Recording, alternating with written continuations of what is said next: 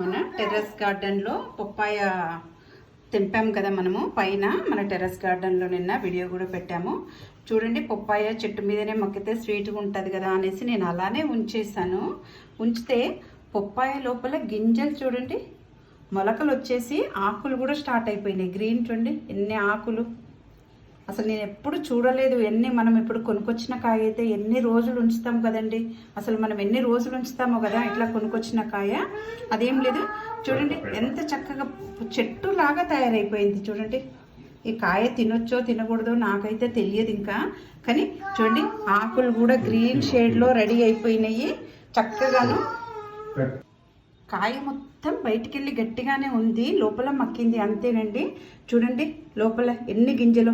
ఇంతకుముందు నేను ఇదే చెట్టు కాయలు కోసినప్పుడు కూడా మీకు చూపిస్తే ఒక్క గింజ కూడా ఉండలేదండి. కొన్ని కాయలు ఒకే చెట్టుకు ఇన్ని రకాలుగా ఉంటున్నాయి, ఒక్క విత్తనం కూడా లేదండి దాంట్లో మాత్రము.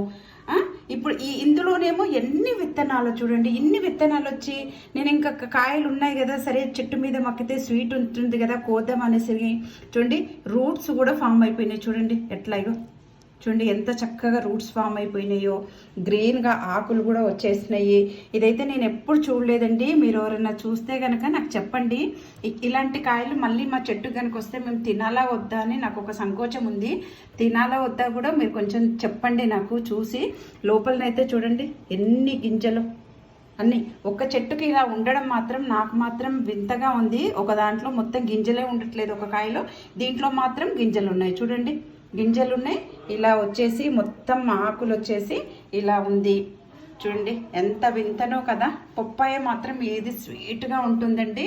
ఇప్పుడు ఇది నాకు పడేయాలా ఏంటని నాకేం అర్థం కావట్లేదు, ఎందుకంటే ఈ పప్పాయ చెట్టుకు చాలా స్వీట్గా ఉంటుంది.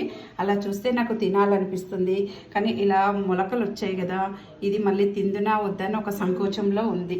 చూడండి ఇదొక వింత.